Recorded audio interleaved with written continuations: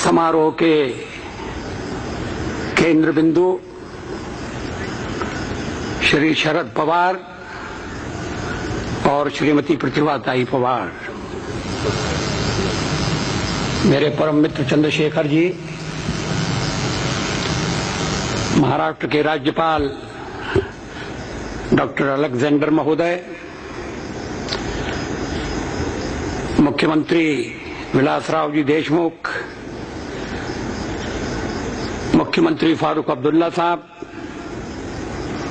लता जी, शबाना जी, जयवंती बहन, मुंडे जी,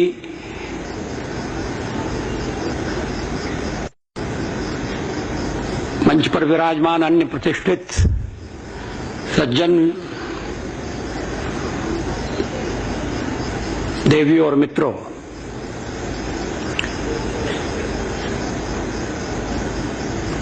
जब चंद्रशेखर जी ने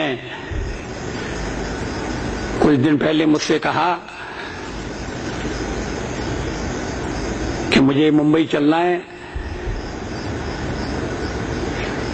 श्री शरद चंद्र पवार की 61वीं वर्षगांठ की सभा में भाग लेना है,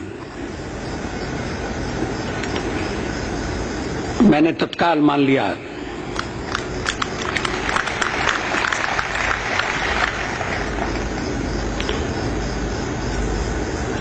लेकिन मैंने एक शर्त लगाई थी जिसका चंद्रशेखर जी ने पालन नहीं किया। शर्त ये थी कि हम और आप दोनों मुंबई चलेंगे, साथ चलेंगे। उन्हें शायद जल्दी आना पड़ा और मैं पीछे छूट गया। ऐसा पहले भी हो चुका है कि चंद्रशेखर जी आगे बढ़ गए और मैं पीछे रह गया।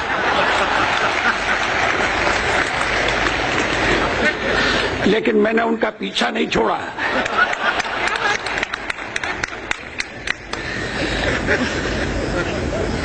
और जब उन्होंने कहा कि शरद राव की वर्षगांठ में जाना है,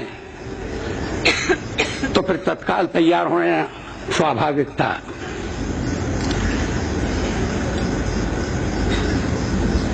शरद राव राजनीतिक नेता हैं, राजनीतिक नेता मतभेदों से ग्रस्त होते हैं, प्रतिस्पर्धा होती है, कुछ मात्रा में स्वाभाविक है, कुछ मात्रा में आवश्यक भी है। हमारा लोकतंत्र बहुदलीय लोकतंत्र है।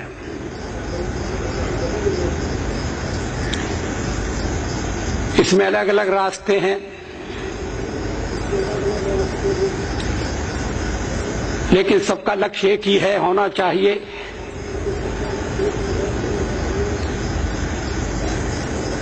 राष्ट्र की सर्वांगीण उन्नति।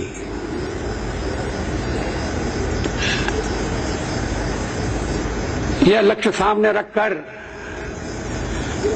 सभी दल काम करते हैं।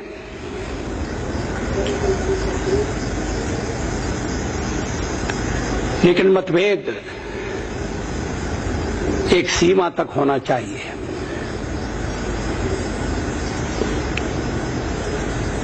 शरद राव की बात हो रही है। उन्होंने स्वयं उल्लेख किया कहीं शायद कि जब गुजरात में भयंकर भूकंप आया तो शरद राव जी मिले और कहा कि मुझे लातूर के भूकंप का अनुभव है, किस तरह से भूकंप से जूझा जाता है ये मैं जानता हूं। मैंने स्वयं इसमें भाग लिया है। मैं गुजरात की भी मदद करना चाहता हूं, गुजरात के लिए भी काम करना चाहता हूं। 750 संसद के सदस्य हैं, उनमें से एक निकले शरद राव पवार।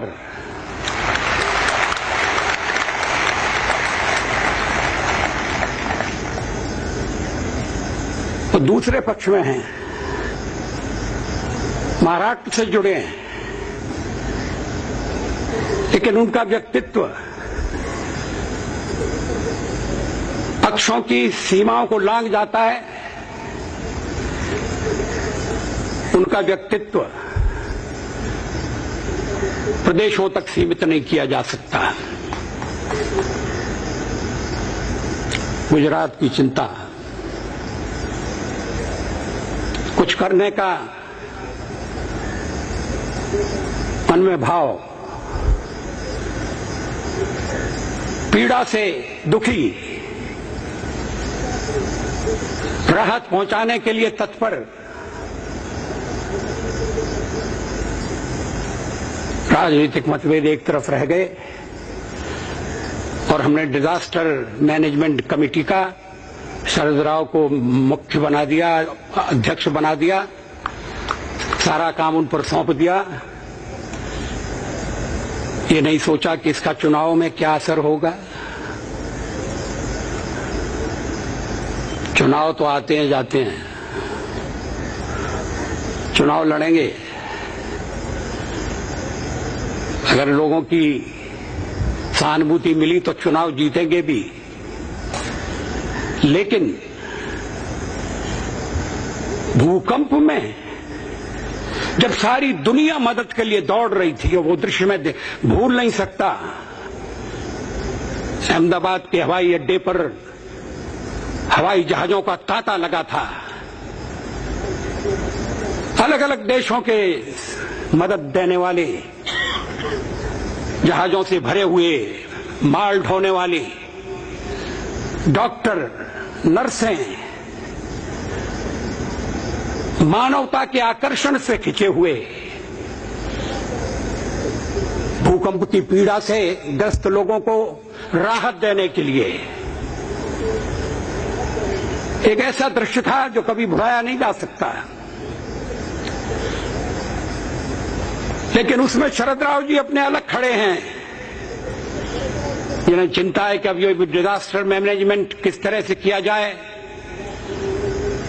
भूकंप आता है, बाढ़ आती है, सूखा पड़ता है, प्राकृतिक प्रकोप होते हैं, हम उनका सामना करने के लिए तैयार नहीं होते।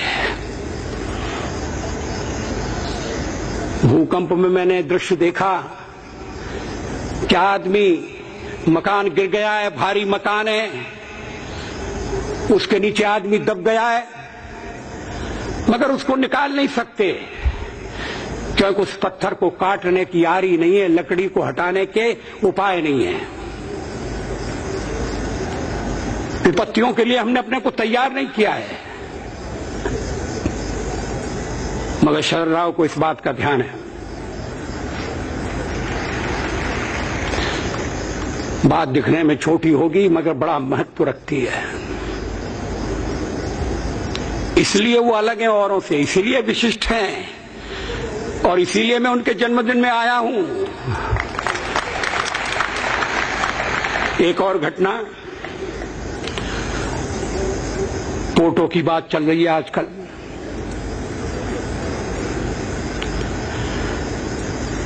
आतंकवाद का खतरा है, उसका सामना करना चाहिए, किसी को मतभेद इसमें नहीं है। लेकिन कानून बने या न बने, कानून बनाने से पहले हमसे सलाह क्यों नहीं ली? आपका तो राज्यसभा में बहुमत नहीं है, आखिर में तो हमारे ही पास आना पड़ेगा। लेकिन आप आए नहीं,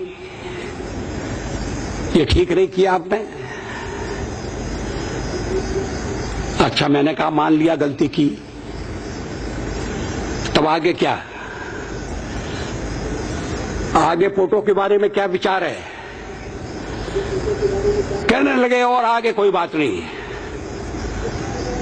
टुडे काई करायचं नहीं।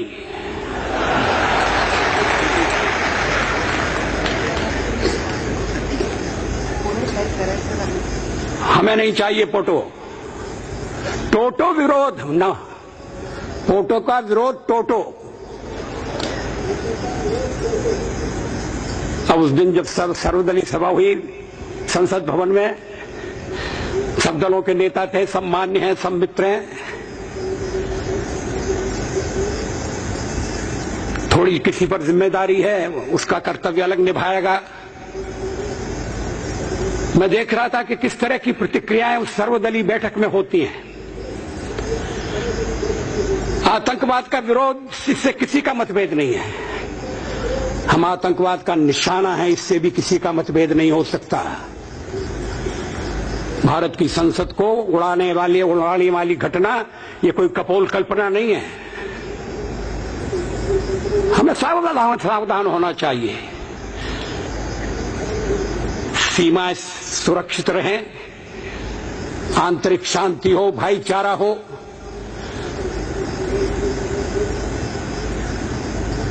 अपने विरोधियों के हम प्रयासों को, दुष्प्रयासों को विफल कर दें,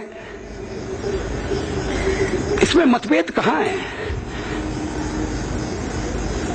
अगर राष्ट्र की सुरक्षा के सवाल पर भी हम एक नहीं हो सकते, मिलकर काम नहीं कर सकते, तो भविष्य के बारे में आशंका पैदा होती है। लेकिन उस बैठक में भी मैं शरद राव की प्रशंसा करने के लिए इसका उल्लेख नहीं कर रहा हूं। और लोगों ने भी आतंकवाद के खिलाफ सहयोग दिया, उन सबके हम आभारी हैं। कर्तव्य उनका देश के लिए प्रति उनका धर्म है। लेकिन उस बैठक में, सर्वदलीय बैठक में, संसद भवन में हो रही बैठक में, जहां नकारात्मक स्वर सुनाई दे रहे थे, ताड़णार नहीं हमारा फोटो ताड़णार नहीं, उसमें शरद राव का भाषण एक अलग रवैया लेकर आया, एक अलग रुख लेकर आया। उन्होंने विधेयक को पढ़ा। ऐसे भी कोई सदस्य हो सकते हैं जिन्होंने विधेयक को पढ़ा नहीं। कहा हमारा तो टोटल में विरोध है, तो पढ़ने की क्या जरूरत है? अपोजिशन इन टोटो। इतने सुझाव, इतनी गहराई से अध्ययन, पता नहीं सब विरोधी मित्रों को उनका भाषण रुचिकर लगा या न लगा। लेकिन हम लोग जो सरकार चलाने का दायित्व इन दिनों निभा रहे हैं, उनको लगा कि सचमुच में विधेयक में कुछ कमियां हैं और शरद राव के सुझावों को गंभीरता से लिया जाना चाहिए। जहां संभव है वहां उनका समावेश किया जाना चाहिए। शरद राव का व्यक्तित्व अलग खड़ा है। चंद्रशेखर जी तो उस बैठक में नहीं थे। चंद्रशेखर जी कह रहे थे कि तीनों में कुछ अंदर ही अंदर बातें होती हैं। मैं सोच रहा था कि कौन सी बातें अंदर होती हैं और कौन सी बाहर होती हैं। सच्चाई तो यह कि बात भी नहीं होती। अब वो दिन आने वाला है जब देश के राजनीतिक नेता एक दूसरे से बात करने में कतराने लगेंगे, क्योंकि राजनीतिक कटुता इतनी बढ़ जाएगी। सत्ता का मोह, स्पर्धा, संकुचित मनोवस्था,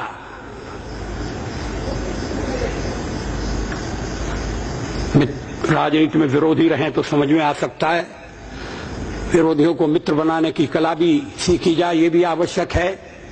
लेकिन शत्रु कोई नहीं होना चाहिए। लोकतंत्र में शत्रु के लिए कोई स्थान नहीं है।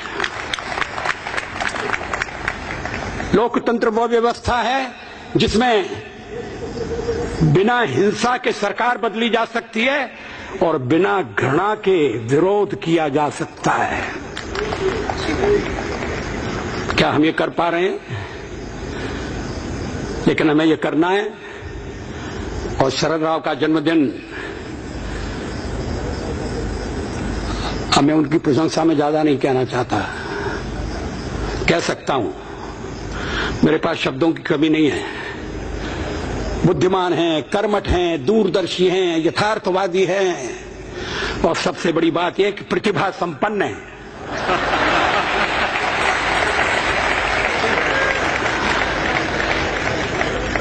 उनका अभिनंदन करके हम स्वयं आनंदित हो रहे हैं। ये अवसर चंद्रशेखर जी ने मुझको दिया, इसके लिए मैं उनका आभारी हूं। और शरद राव, जीवे में शरद शतम, तो शरद के साथ जुड़ता नहीं है। ईवीएम शरद शतम, मगर शरद को क्या कहें? तो शरद को 100 वर्ष के बाद जो आने वाले वसंत हैं वो शरद राव के जीवन में आए, ये हमारी कामना है, ये हमारी भावना है। धन्यवाद।